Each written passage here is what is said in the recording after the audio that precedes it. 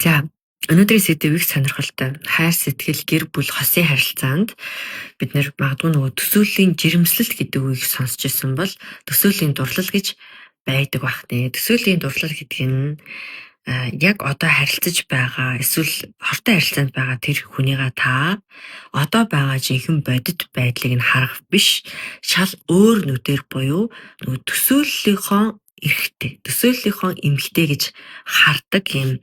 Энэ бол бүр танин мэдхийн гажуудал. Та тэр хүнийг одоо хэрэг байхад нь хун гэж харж байна гэсэн үг.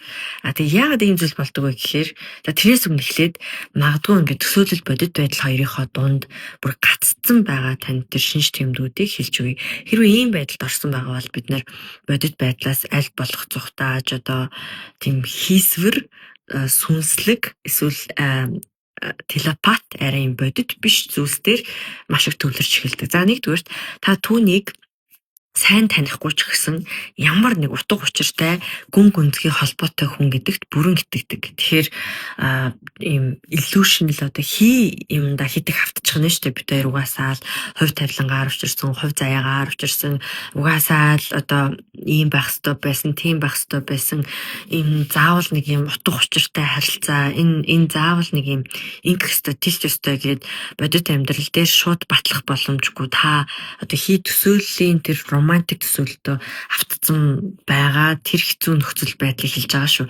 Энэ нь тухайн хүнийг бусад хүнээс илүү онцгой хүн юм шиг те хортой харилцаанд та хэдий хохирсон ч гэсэн өөрийнхөө хохирлыг үл тоох тийм тархины гажууд л таныг хүргэдэг.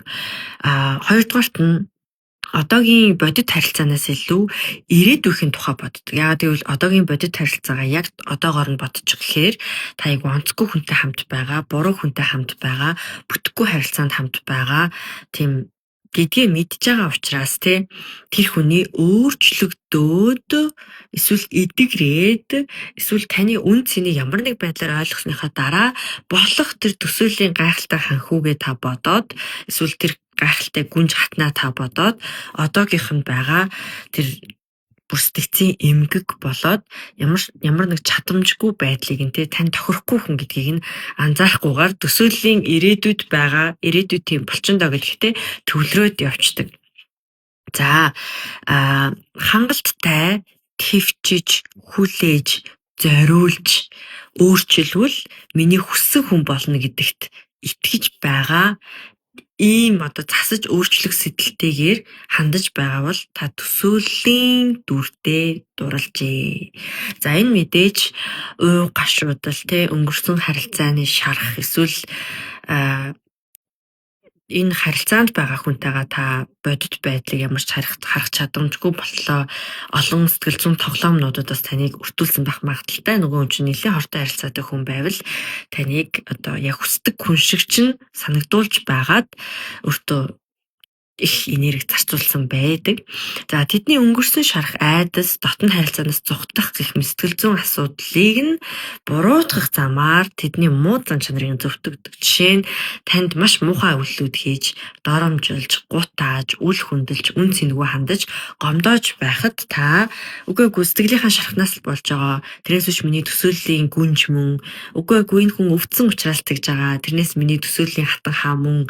Миний яг л ирээдүйн гэрлэх хүм гахлаа төгс гэрэлт байх болно гэд нөгөө ирээдүйн төсөөлийн дүртэй дурлаад одоо байгаа тэр хүний алдаануудыг найз нуурыг хүргэсэн болохоор ээж наавд гэсэн болохоор эсвэл тийм учраас ийм учраас энэ хүнийг тэгсэн учраас гэд өөртөө сэтгэл зүй хамгаалалт болон шарахаар нь та тэр хүний буруу үйлдэл хортой харилцааг нь таныг гомдоосон, таныг хохироосон байдлуудыг нь та зөвтгөж бодож байгаа юм аимшигтай сэтгэл зүйн гажуудалд орж байгаа. Тэгээд ийм харилцаанд бол та өөрийгөө бүрэн алднаа. За ойрхон холбоотой байх үедээ хүчтэй сэтгэл хөдлөл мэдэрч догтлдог, холбоогүй байх үед маш их түгшдэг. Энэ бол та тэр хүнийг өөрийнхөө төсөөлийн дүрээр дурлаж хайрлаж байгаа яг бодит эрүүл хөрсөн дээрээ буусан бодиттой харилцаа биш байна.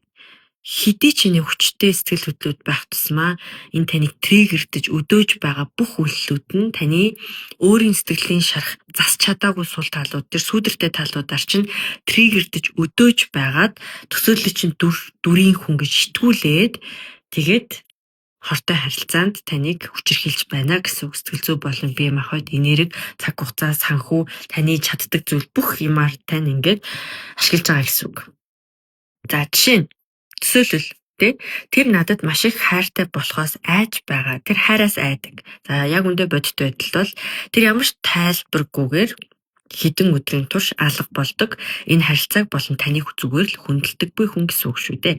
За дараа нь тэр өөрчлөгдөх цаг хугацаа хэрэгтэй. Хэрвээ би төвчээд л байвал болно гэж боддог. За тэгтэл яг үнэндээ бодит байдал дээр тэр мэдсээр байж таныг гомдоосоор байгаа танд ямар ч хайргүй хүн шүү дээ. За 3 дугаарт нь тэр зөвхөн хойлохнаа байх үед л төгс байдаг. Та нарын харж байгаа байдал бол худлаа. Тэр бол төгс хүн. За уучлаарай. Үнэхээр бодит байдал дээр бол тэр тогтворгүй хол байх үедээ хамт байдгаас өөр болдог бол тантай байх үедээ жүжиглдэг таны гэсэн сэтгэл нь хизээч сэтгэлийнх байгаагүй. Тэр төсөөлийн дүр төрхөндөө автаагүй гадны хүмүүсийн дүгнэлт харин зүг гэсэн үг. За дараа нь би тийм нүдэнд харагдахгүй сэтгэл зүйн холбоо тогтоодог гэж дийдэг.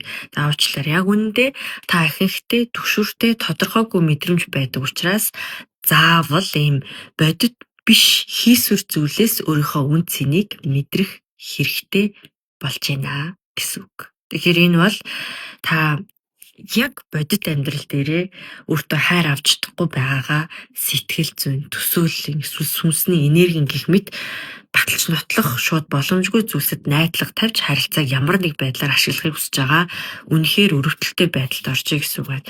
За төсөөлөл нь би түүнд өөрийнхөө хамгийн сайн хөлбөр болоход нь тусалдаг гэд та өөрийгөө тэр хүний аврагч гэж бодож иж л дээ. Тэгтэл яг үнэндээ та өөрийнхөө сэтгэл зүг түүний төлөө золиослж байгаа. Та тэр хүнийг өөрчилж аврах гэсэн маш их цаг зав гаргаж өөрийнхөө цаг хугацаа, ажил, карьер бүх зүйлийг алдаж байхдаа та өөрийгөө золиослж байгаа. Тэр хүн чинь таныг ашиглаж байгаа. Тэр хүн үнэхээр өөрчлөгдмөр байгаа бол тэр хүн өөрөө хийх ёстой, өөрийнхөө сайн хөлбөр болохын төлөө тэр хүн өөрөө хичээх ёстой болохоос биш та тэр хүнийг хөдлөгдөг сайн хөлбөр болоход нь тусалдаг хүн биш. Энэ бол таны жинхнээсээ үн цэнээ алдаж нэг хүнийг одоо босгож бүтээхийн төлөө өөрийнхөө амьдралын бүх зүйлийг золиослж байгаа хэлбэр байна. За мөн дараа нь худлаа төсөөлнө. Тэр дахиад над дээр ирсээр л байна. Энэ ямар нэг утгатай гэж итгэдэг. Одоо хайртай болохоор дахин холбогдож байна. Хайртай учраас надаас салждахгүй мэдгүй гэж. Уучлаарай энэ бол таны төсөөллийн дүр яг бодит байдлаар тэр өөрчлөгдсөн болохоор биш. Зүгээр л тантай токсик харилцаанд салж нийлсэн харилцаанд байх дуртай. Эсвэл өөр хүнтэй бүтээг болохоор ирж байгаа. Эсвэл та өөрт нь байнга нээлттэй өөрийгөө ашиглуулдаг учраас л ирж байгаа. Та хэл хязгааргүй өөртөө итгэл муу учраас ашиглаад байна. Өссөн үедээ ирж болдог, өссөн үедээ тантай харьцаж болдог, өссөн үедээ явж болдог хүн байж мэдээж бид нар болохгүй шүү дээ.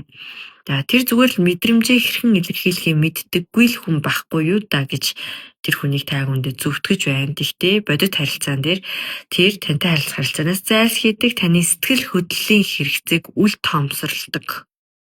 Танд хэрэгтэй байгаа сэтгэл хөдлөл мэдрэмжийн хэрэгцээг тэр хүн танд хизээж өгөх сэтгэл байхгүй учраас л өгөхгүй байгаа юм аа. Чадахгүй биш.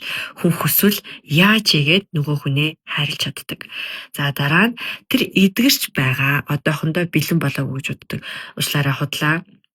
Тэр зүгээр л тантай болон тантай холбоотой харилцаанд хариуцлага хүлээх дургүй учраас л хүчин чармаалт гарахгүй байгаа. За ингээд эрэгтэй эмэгтэй аль нь ч байсан гэсэн та төсөөллийнхөө дүр төрхт автаад зүгээр л нэг таны амьдрал байх ёсгүй хүнийг амьдралынхаа утга учиртай хин нэгэн гэж худлаа таниад буруу нүдээр хараад буруу хүн гэж таниад хүчээр өөрийнхөө хувь зайдтай холбох гэж хичээгээд яг мөн ямар нэг байдлаар гэсэн юм хэрэггүй драма битээ үсгээрээ нэг гоё хэлмээр санагдчихээн. Хайр гэдэг бол хяналт, хүч, хичээл зүтгэл, хяналт, хардалтаар олж авдаг зүйл биш. Хайр бол зөвхөн үлдэхийг хүссэн хүнд зориулагдсан. Хайр бол үлдэхийг хүссэн хүний шийдвэр. Тэрнээс танаас бүх хүчин чармаалт гарч иж энэ харилцаа үргэлжилж байгаа бол угсаа харилцаа удаа явахгүй.